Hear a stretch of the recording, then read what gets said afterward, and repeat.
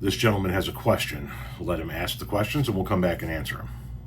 Why do some of you have a problem with the fact that Donald Trump sent 800 National Guard troops to D.C. to fight crime? Are you trying to protect the criminals? Because honestly, that's the only reason I could come up with. I mean, I understand the fact that some of you just blindly trust the data that claims that crime is down 30%, but there's other people out here like me that don't just blindly trust the data, and for good reasons too.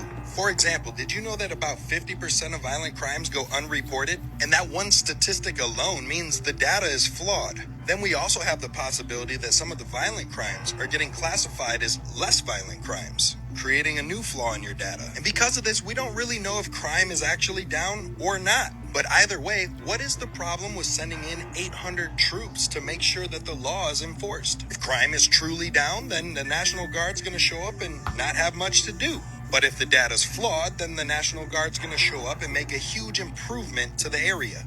I personally don't understand why there's a problem with either one of these two outcomes. I don't understand why people are throwing a fit about this. Unless, like I said, they're trying to protect the criminals. And please, don't try to tell me it's because the DC police already had it under control.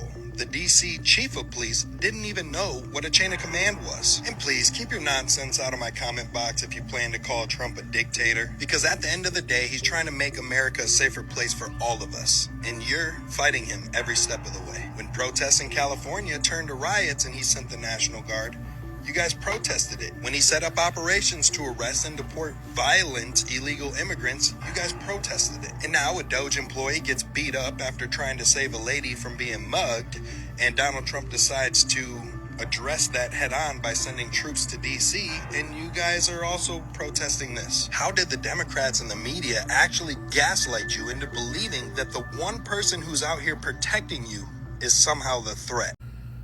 I have never seen a video with more projection.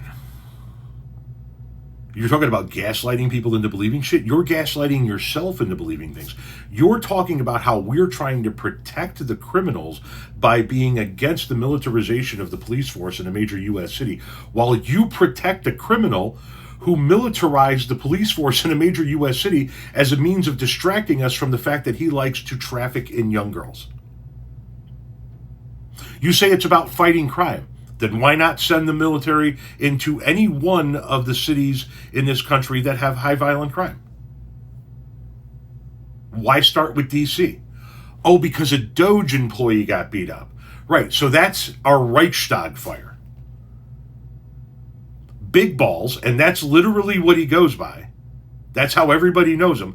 Big Balls gets beaten up in Washington, D.C., and all of a sudden we've militarized the city. That's the right. I did a video the other day with a young man who pointed it out very well. That's our Reichstag fire. Now all of a sudden we need troops in the streets. And then you talk about blindly believing the data, while you blindly believe Trump, who's telling you that crime in Washington, D.C. is up. But when he held his Washington, D.C. military parade and was begging people to come to the city of Washington, D.C., he held a press conference and told you how crime in Washington, D.C. was down 25%. And it was absolutely safe to come see his military parade. You have gaslit yourself into protecting a pedophile by allowing him the ability to militarily seize our nation's capital in order to distract from the conversation of him having intercourse with children.